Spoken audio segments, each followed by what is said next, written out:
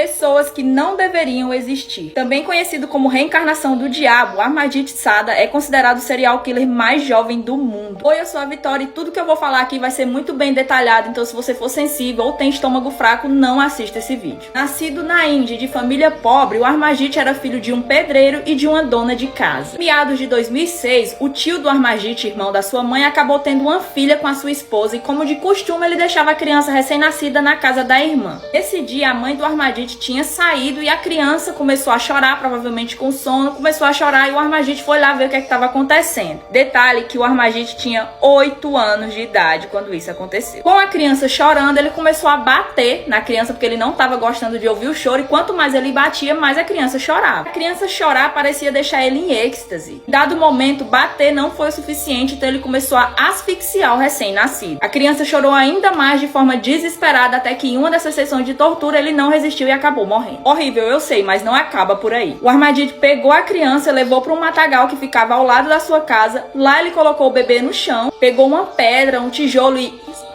a cabeça do recém-nascido. Depois disso ele enterrou e quando a mãe dele voltou para casa, ele contou tudo para ela como se fosse a coisa mais legal do mundo ter feito isso. Ele estava orgulhoso de si mesmo. A mãe dele obviamente entrou em choque, contou pro pai dele. O pai dele deu uma surra nele, mas ficou por isso mesmo, ficou como um problema familiar, ninguém denunciou. Pois é. Semanas depois, ele acabou fazendo a mesma coisa com a sua irmãzinha de 8 meses de idade. Ele teria ouvido a criança chorando na madrugada e quando ele foi checar, ele fez a mesma coisa que fez com seu primo, asfixiou até a morte. Quando seus pais acordaram, a criança já estava no último suspiro, então não tinha mais nada que ser feito. E de novo, eles não fizeram nada. Ficou como um problema de família, um acidente. Até que meses depois, já em meados de 2007, a vizinha do Amarjit tinha deixado o bebê dela de 3 meses em uma creche para que ele pudesse dormir e ela fosse trabalhar. O Amarjit supostamente entrou nessa creche, pegou a criança, levou para o matagal e fez a mesma coisa que fez com o priminho dele. Pegou um tijolo e esmagou a criança até a morte. Só que dessa vez ele não saiu impune, porque assim que notaram o sumiço da criança, graças às fofocas que se espalhavam na região sobre o Amarjit ser um assassino infantil, já ligaram o sumiço da criança a ele. Ele foi apreendido e na delegacia ele confessou o crime e disse que só ia contar detalhadamente se os policiais dessem biscoitos a ele. E detalhe, ele falava tudo isso com um sorriso no rosto,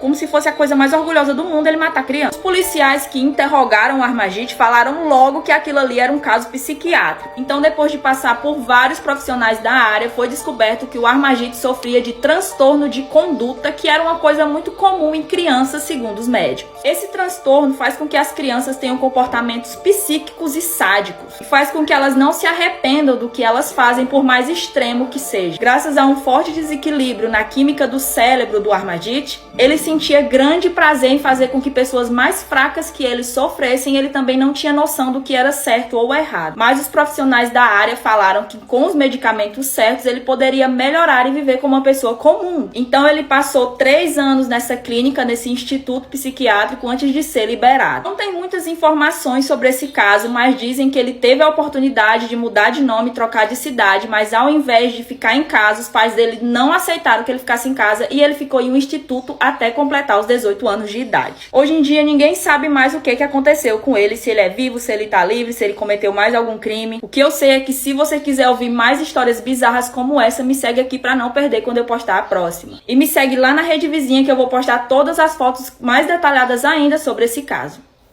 Você precisa pedir desculpa depois de ver a foto dessa garotinha. Eu sou a Victoria Haley e essa aqui é a JonBenét Ramsey e a história dela é muito triste, na verdade. A início de conversa, a JonBenét era Miss desde muito pequenininha. A mãe dela sempre colocou ela nesses eventos de festival de beleza, em desfiles, pra fazer propagandas. Ela era uma criança muito bonita, ela era Miss desde muito cedo. A mãe da JonBenét também era Miss quando ela era mais nova, participou de vários festivais, ganhou vários títulos e ela também era muito rica. A família dela tinha muito dinheiro. Eles aparentavam ser a família perfeita. Mãe, pai, a JonBenét e o irmão mais velho dela. Era Natal e a mãe e o pai da JonBenét tinham voltado de um jantar, que eles tinham ido na casa de uma família amiga, quando eles perceberam que a menina não estava em casa, em lugar nenhum. A única coisa que eles encontraram foi uma carta enorme, dizendo que algumas pessoas, um grupo de pessoas estava com a menina, eles tinham sequestrado a menina e eles só iam devolver se a família da JonBenét enviasse o valor de $118 mil para a conta bancária. Também falaram que nem adiantava eles denunciarem para a polícia, porque se eles fizessem alguma coisa, eles iam tirar a vida da menina. que era pra família dela levar tudo a sério, que eles não estavam brincando. Não avisaram a polícia, mas perguntaram aos vizinhos e amigos próximos se tinham visto a menina. Começaram a procurar ela pela casa, mas nem o sinal. Inclusive começaram a procurar pelo irmão mais velho dela também, ele era 3 anos mais velho, chamava John, e aparentemente esse menino já estava na casa de um tio ou de um vizinho. A polícia foi chamada no fim por conta de toda aquela movimentação, mas não foram os pais da John Benet que chamaram, foi outra pessoa. Inclusive o pai da John Benet falou que o filho mais velho dele não estava em casa porque ele estava com medo de sequestrarem o menino. Então, depois de muito procurar pela menina dentro da casa, o pai dela e um amigo do pai dela encontraram ela. Ela estava dentro de uma sala de bebida. A menina estava com as mãozinhas presas e também com uma corda que estava bem apertado, e quando o pai encontrou ela, ele pegou ela no colo e levou para a sala e tentou ver se ela estava com vida, mas ela não estava. O que era extremamente errado, até porque a perícia sempre diz que você nunca deve mexer em um corpo, então dificultou demais as investigações. A perícia entrou e começou a investigar. Eles também encontraram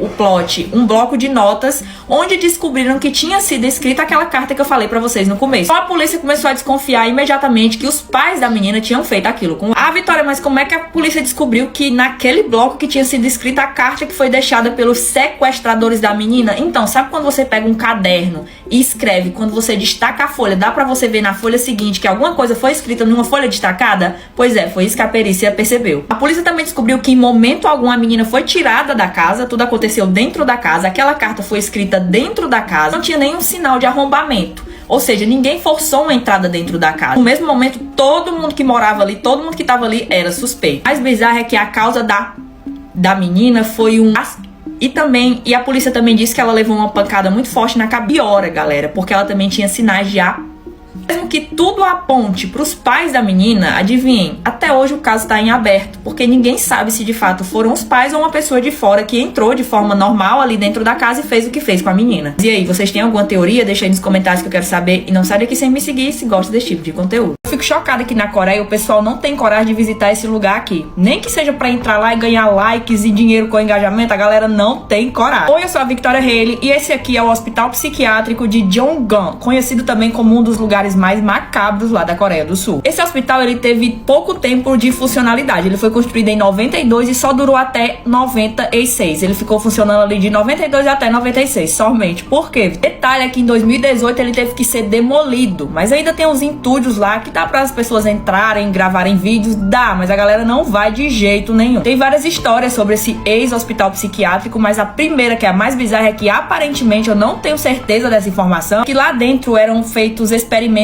com os pacientes e também o diretor do local teria se desvivido. Enquanto o hospital estava funcionando, tinha um médico lá que era responsável, aparentemente, dos pacientes por causa desses experimentos. E como muitas pessoas tinham perdido a vida lá, os outros pacientes falavam que estavam ouvindo vozes, não só os pacientes, mas também os funcionários do hospital. Ouviam vozes, ouviam barulhos estranhos, viam coisas estranhas acontecendo lá dentro. Tanto é que alguns até se demitiram porque não conseguiam trabalhar em paz. Depois que o hospital foi fechado em 96, essas histórias e lendas sobre ele circularam ali pela Coreia e muitas pessoas que gostam de histórias de terror, coisas que eu faria, foram visitar o local para ver se de fato tinha alguma coisa sobrenatural lá. Recebia muitas visitas, mas ninguém tinha coragem de entrar, a galera só ficava pro lado de fora. Só que mesmo assim era um local proibido de visitação, então o governo teve que demolir em 2018. Porém, mesmo demolindo, que nem eu tô mostrando aqui pra vocês, ainda tá de pé, né? Então algumas pessoas ainda podem entrar lá dentro, se tiverem coragem. Mais bizarro é que as pessoas que passam ali por perto dizem que tem uma energia tão densa lá que quando você aproxima do hospital é como se você estivesse dentro d'água. É como se você literalmente não conseguisse se mexer direito por causa da energia negativa do lugar. Mas e aí, vocês acreditam nessas histórias de terror? Teriam coragem de visitar esse ex-hospital psiquiátrico? Deixa aí nos comentários que eu quero saber. E não sai daqui sem me seguir se gosta desse tipo de conteúdo.